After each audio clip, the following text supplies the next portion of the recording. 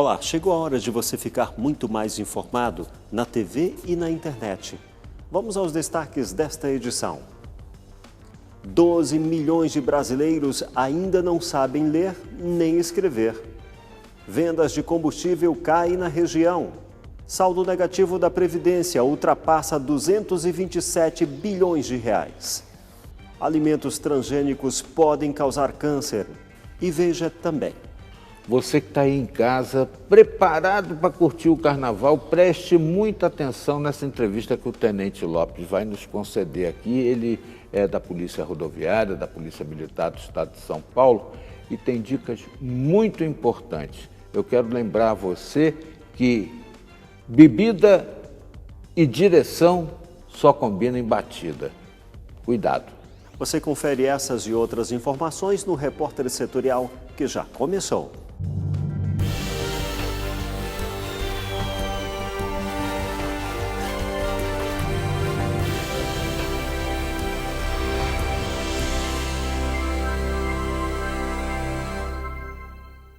Seja muito bem-vindo, este é o Repórter Setorial na TV e na web. A lei que estabelece a reforma do ensino médio foi sancionada e, apesar de ter força de lei, não será colocada em prática imediatamente. A proposta de mudança é oferecer ensino de tempo integral e flexibilizar as disciplinas cursadas. As escolas ainda poderão escolher o que ensinar em 40% da carga horária.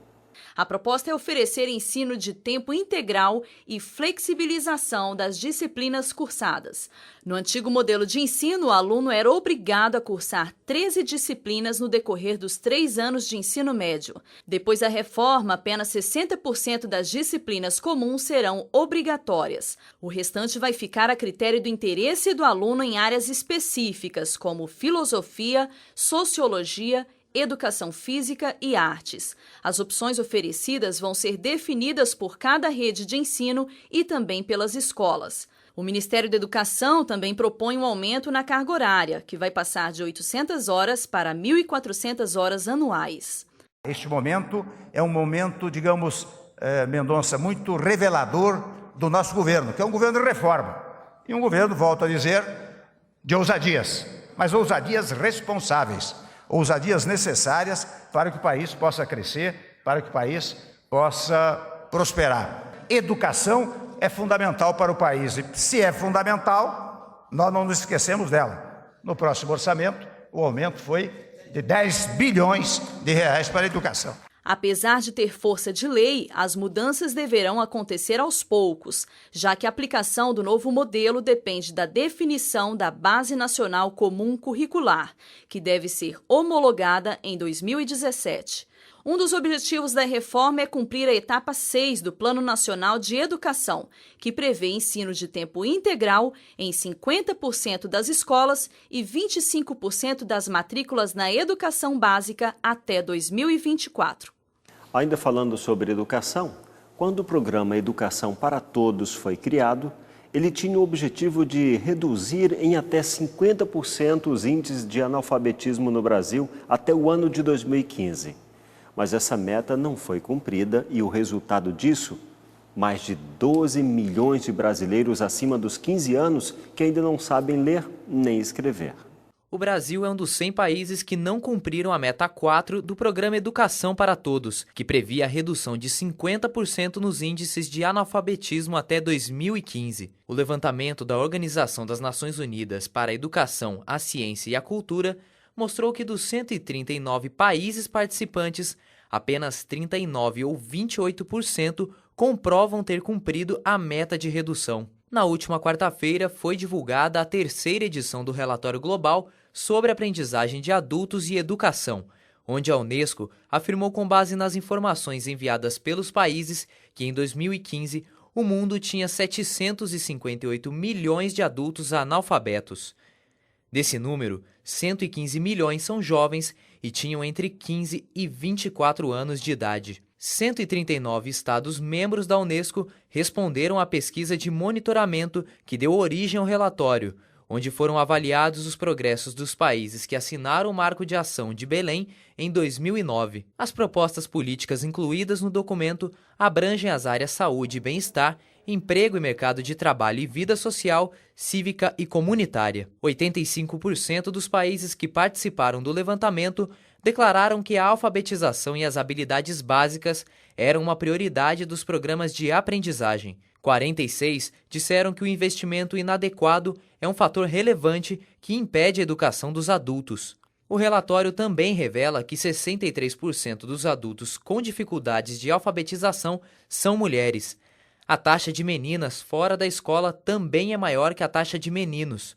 Nos 139 países participantes da pesquisa, 9,7% das meninas não têm acesso à educação formal, enquanto 8,3% dos meninos têm a mesma dificuldade. Após 40 dias de adaptação, a Escola de Especialistas da Aeronáutica em Guaratinguetá realizou a principal atividade de ingresso ao curso de formação de oficiais. E a equipe do Repórter Setorial foi lá conferir.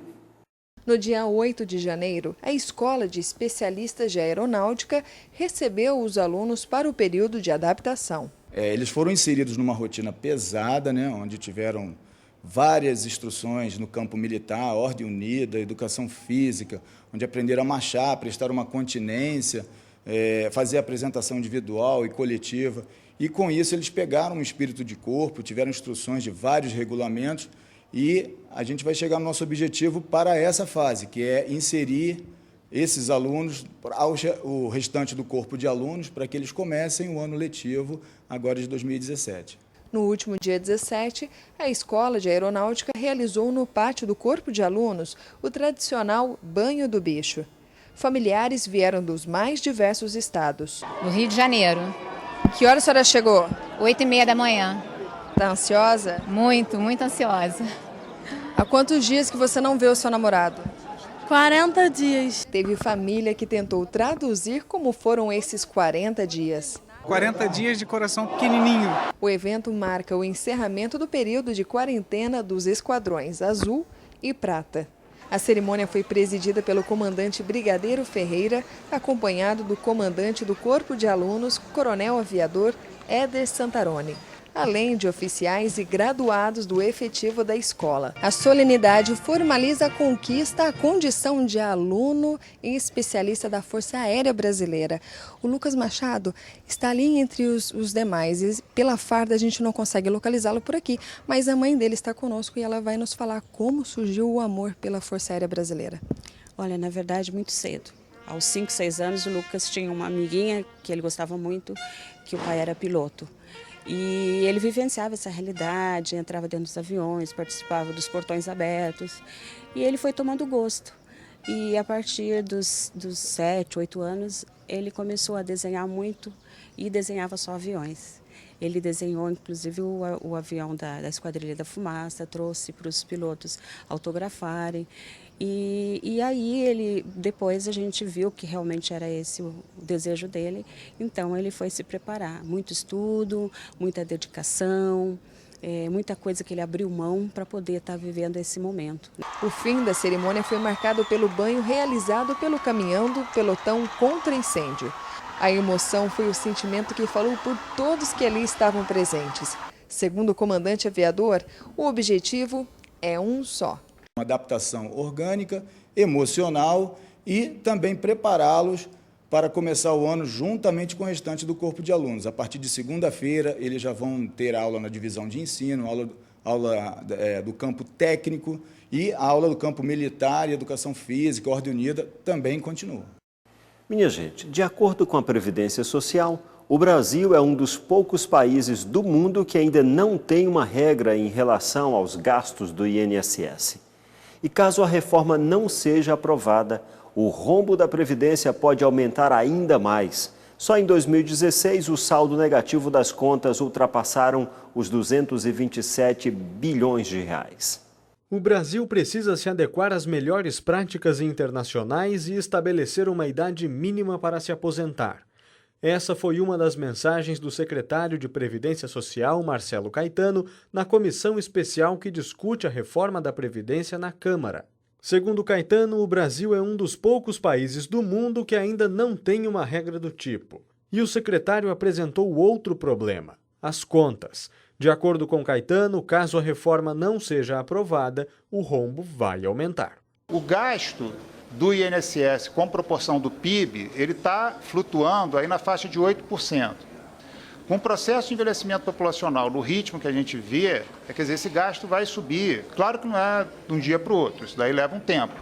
Mas vai subir para 17%, 18% do PIB daqui a 4 décadas, mais ou menos. O ministro-chefe da Casa Civil, Eliseu Padilha, também participou da comissão. Padilha disse que o saldo negativo das contas da Previdência Social foi de 227 bilhões de reais no ano passado.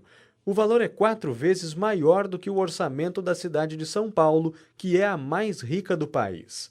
Depois do evento, ao falar com jornalistas, o ministro da Casa Civil afirmou ainda que a reforma respeita os direitos já adquiridos e mencionou que o texto deve ser aprovado ainda neste semestre. Nós queremos fazer com que ela seja bastante debatida, mas nós queremos ter ela em maio sendo submetida ao voto. Nós queremos ver se conseguimos aprovar no primeiro semestre na Câmara e no Senado. Padilha também disse que o governo estuda uma proposta para a previdência dos militares, que não foram incluídos nas regras encaminhadas ao Congresso. O ministro disse que a intenção do governo é que todos os brasileiros tenham o mesmo regime de previdência. O projeto dos militares, nós começamos a discussão ainda a nível ministerial, quer dizer, ainda é um nível muito elevado, a gente está vendo todas as premissas. Agora, a grande verdade é que nós estamos buscando a fazer com que todos os brasileiros tenham as mesmas regras para a Previdência Social. O regime geral da Previdência, o regime dos deputados e senadores e o regime dos servidores públicos terão as mesmas premissas, as mesmas bases. No cronograma da comissão especial ainda contam pelo menos 7 audiências públicas e um seminário internacional para discutir a reforma da Previdência. Na terça-feira já foram aprovados 62 requerimentos para ouvir diferentes segmentos da sociedade. No Palácio do Planalto, em evento com produtores rurais, o presidente Michel Temer disse que o déficit é um desastre e defendeu que se a reforma não for feita agora, as próximas gerações serão prejudicadas. O déficit da Previdência neste ano foi de cerca de 149 bilhões de reais, senador Eunício. E no ano que vem poderá vir a quase 200 bilhões de reais. É que nós nos acostumamos com esse bilhão, achamos que não é nada, mas é um desastre para a economia nacional, como tem sido um desastre para os estados brasileiros. Vejam os estados que hoje passam uma dificuldade extraordinária, basicamente em função da Previdência Social. A significar, portanto, que mais adiante o prejudicado não será apenas o aposentado, será aquele que hoje tem o financiamento estudantil, aquele que tem as benesses do governo para fins sociais, porque estes jovens talvez não tenham como continuar nos trabalhos que fazem se o país for à bancarrota, for à falência. Os brasileiros estão ansiosos e temerosos em relação à reforma da Previdência que tramita na Câmara dos Deputados. Mas o resultado pode demorar um pouco mais para sair. Detalhes no comentário do dia.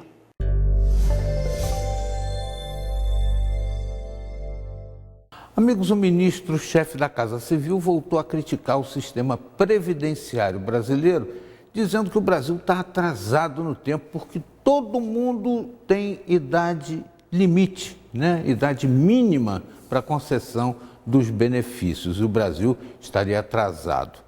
Eu acho que a análise é um tanto simplista, né? Porque não se fez também o cotejo da situação que os outros países, esses que estabeleceram idades mínimas, oferecem aos seus cidadãos, como, por exemplo, a situação da saúde nesses outros estados, né? A qualidade de vida. Aqui no Brasil, as pessoas têm aí um sistema de saúde bastante precário e isso não foi levado em conta na hora desse cálculo e dessa posição, desculpe a franqueza, mas um tanto simplista nessa análise.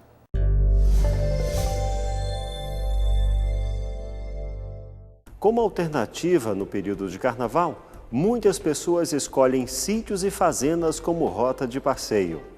Vamos embarcar nessa viagem no próximo bloco.